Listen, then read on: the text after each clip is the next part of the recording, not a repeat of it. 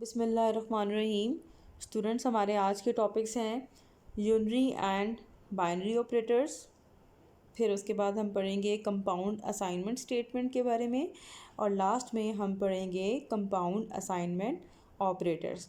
चलें स्टार्ट करते हैं with the first topic, that is what is the difference between unary and binary operators. Unary operator एक ऐसा operator होता है जो सिंगल ऑपरेंड के साथ काम करता है।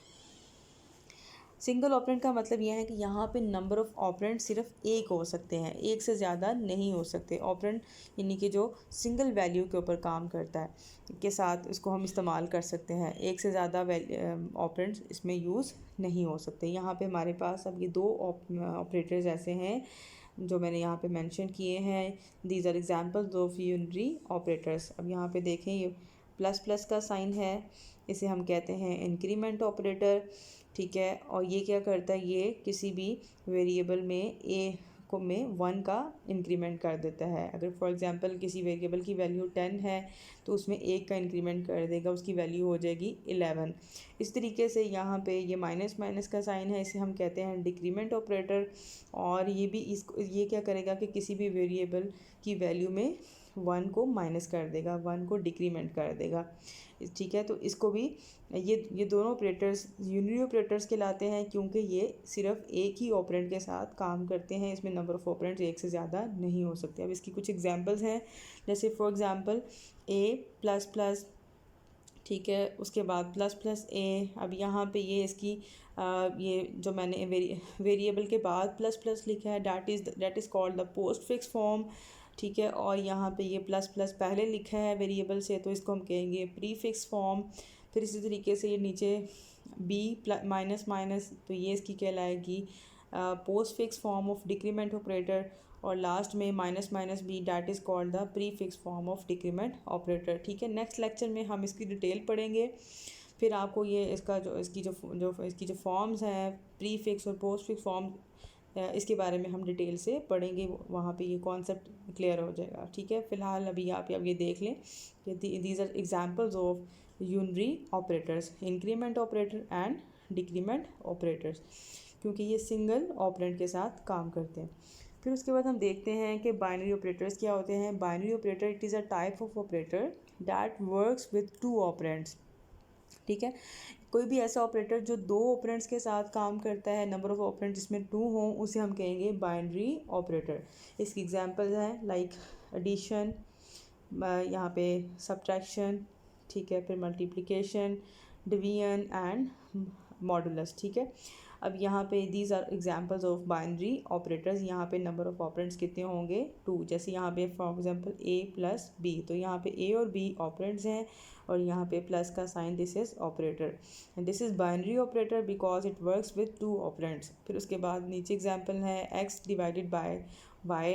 यहाँ पे भी देखें नंबर ऑफ़ ऑपरेंड्स 2 हैं। फिर देखें सी मल्टीप्लाई बाय डी, तो यहाँ पे भी नंबर ऑफ़ ऑपरेंड्स 2 हैं। तो इस किस्म के ऑपरेटर्स को हम कहते हैं बाइनरी ऑपरेटर्स। आई होप आपको ये डिफरेंस क्लियर हो गया होगा। उसके बाद हम मूव करते हैं अपने नेक्स्ट टॉपिक की तरफ, that is compound assignment statement. Compound assignment statement, it is a statement that assigns a value to many variables is called compound assignment statement। ठीक है, कंपाउंड असाइनमेंट स्टेटमेंट क्या होती है कि जिसमें हम क्या करते हैं कि एक ही लाइन में हम एक से ज़्यादा वेरिएबल्स को हम वैल्यू असाइन कर दें। ठीक है, उसे हम कहेंगे कंपाउंड असाइनमेंट स्टेटमेंट। ठीक है, जिसमें हम एक ही वक्त में एक से ज़्यादा वेरिएबल्स को वैल्यू असाइन कर दें, उसे हम कहेंगे कंपाउंड असाइनमेंट स्टेटमेंट। और वैल्यू असाइन करने के लिए हम जिस ऑपरेटर का इस्तेमाल करते हैं उसे हम कहते हैं असाइनमेंट ऑपरेटर। और इसका जो साइन है डैट इज़, ठीक है, यहाँ पे ये इसका साइन है, this is use to assign the value in this statement. यहाँ पे कुछ एग्जांपल्स आप देखें। फर्स्ट एग्जांपल देखें, यहाँ पे हमारे पास 2 वेरिएबल्स हैं ए और बी, इन दोनों को हमने वैल्यू असाइन कर दी है 10। तो इस स्टेटमेंट को हम क्या कहेंगे, कंपाउंड असाइनमेंट स्टेटमेंट। ए असाइनमेंट ऑपरेटर, फिर बी असाइनमेंट ऑपरेटर, फिर आगे वैल्यू असाइन क्या कर दी है 10, यानी कि यहाँ पे ए को भी वैल्यू 10 असाइन कर दी है और बी को भी 10, और एक सिंगल लाइन में हमने ये वैल्यू असाइन की है। इस किस्म की हम स्टेटमेंट को कहते हैं कंपाउंड असाइनमेंट स्टेटमेंट। फिर कुछ और एग्जांपल्स हैं like X assignment operator, Y assignment operator, Z assignment operator 100। अब यहाँ पे हमारे पास 3 वेरिएबल्स हैं और तीनों को हमने वैल्यू असाइन कर दी है 100, ठीक है। फिर उसके बाद लास्ट में हमारे पास एक और एग्जांपल है M assignment operator, N assignment operator, और फिर उसके बाद इनको वैल्यू असाइन कर दी है 10। 2 वेरिएबल्स थे एम और एन और दोनों को हमने वैल्यू असाइन कर दी है 20, ठीक है। तो कोई भी ऐसी स्टेटमेंट जिसमें हम एक वक्त में एक से ज़्यादा वेरिएबल्स को वैल्यू असाइन कर सकें उसे हम कहेंगे कंपाउंड असाइनमेंट स्टेटमेंट, ठीक है। आई होप आपको ये क्लियर हो गया होगा। उसके बाद हम मूव करते हैं अपने लास्ट टॉपिक की तरफ, that is compound assignment operator. अच्छा, हम लोगों ने प्रीवियस लेक्चर में हम लोगों ने अरिथमेटिक ऑपरेटर्स के बारे में पढ़ा था और असाइनमेंट ऑपरेटर के बारे में भी हम काफ़ी बार पढ़ चुके हैं। कंपाउंड असाइनमेंट ऑपरेटर क्या करता है, एक ऐसा ऑपरेटर है सी लैंग्वेज के अंदर जिसमें हम 2 तरह के ऑपरेटर्स को कंबाइन कर देते हैं, ठीक है। इसमें हम क्या करते हैं कि हम असाइनमेंट ऑपरेटर को कंबाइन कर देते हैं विद अरिथमेटिक ऑपरेटर्स, ठीक है। यानी कि ये हम सिंपल इन दोनों को जब कंबाइन कर देंगे तो जो हमारे पास जो नया ऑपरेटर आ जाएगा उसे हम कहेंगे कंपाउंड असाइनमेंट ऑपरेटर। और ये क्या होता है कि they are use to perform mathematical operations more easily, ठीक है। यानी कि इसके ज़रिए भी हम अपने मैथमेटिकल ऑपरेशंस को ज़्यादा आसानी के साथ परफॉर्म कर सकते हैं। अब यहाँ पे इसका साइंटेक्स देख लेते हैं। साइंटेक्स बहुत सिंपल है। सबसे पहले वेरिएबल आ जाएगा, उसके बाद फिर यहाँ पे ऑपरेटर, जो भी ऑपरेटर यूज़ करना है यहाँ पे कौन सा ऑपरेटर आएगा, कोई भी अरिथमेटिक ऑपरेटर। अरिथमेटिक ऑपरेटर्स हम पढ़ चुके हैं, 5 अरिथमेटिक ऑपरेटर्स पढ़े थे like addition, subtraction, division, multiplication and modulus, ठीक है। तो यहाँ पे कोई भी ऑपरेटर का सिंबल आ जाएगा। उसके बाद यहाँ पे देखिए हमने कंबाइन कर दिया इसको असाइनमेंट ऑपरेटर के साथ, और लास्ट में आ जाएगा एक्सप्रेशन एंड देन सेमीकोलन।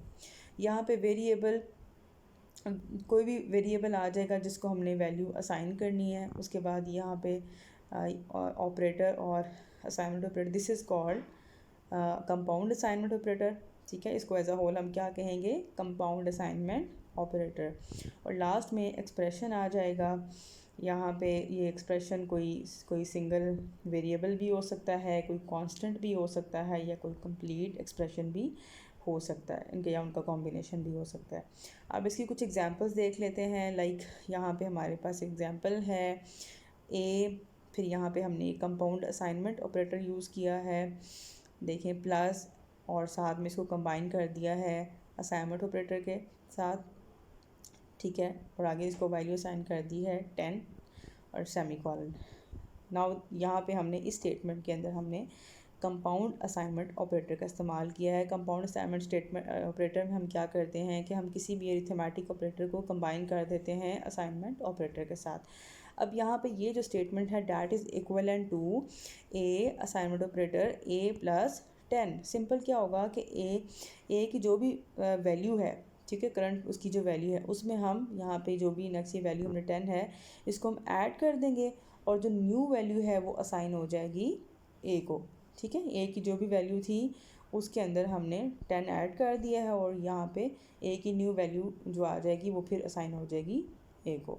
यानी कि ये जो स्टेटमेंट है ऊपर वाली that is equivalent to this statement, ठीक है। ये दोनों यहाँ इस तरह से भी लिख सकते हैं और इस स्टेटमेंट को हम इस तरीके से भी लिख सकते हैं। फिर उसके बाद हम देख लेते हैं कुछ और एग्जांपल्स हैं। सारे ऑपरेटर्स के साथ मैंने एग्जांपल्स लिखी हैं यहाँ पे। फर्स्ट एग्जांपल तो ये हो गई है। अब सेकंड एग्जांपल भी देख लें, A minus assignment operator then 10 that is equivalent to A assignment operator A minus 10। फिर इस तरीके से मल्टीप्लिकेशन के साथ है, ठीक है, और फिर ये डिवीजन के साथ है, और यहाँ पे ये मॉडुलस ऑपरेटर के साथ है, ठीक है। ये जो सारी स्टेटमेंट्स हैं इनको हम इस तरीके से भी लिख सकते हैं, ठीक है। तो यहाँ पे हमारा आज का लेक्चर कंप्लीट होता है। तो आज के लेक्चर में हम लोगों ने 3 टॉपिक्स के बारे में पढ़ा। सबसे पहले हमने यूनरी और बाइनरी ऑपरेटर्स में डिफरेंस पढ़ा, फिर उसके बाद हमने कंपाउंड असाइनमेंट स्टेटमेंट के बारे में पढ़ा, और लास्ट में हमने कंपाउंड असाइनमेंट ऑपरेटर्स के बारे में पढ़ा। तो आई होप आपको ये सारे टॉपिक्स क्लियर हो गए होंगे। अल्लाह हाफ़िज़।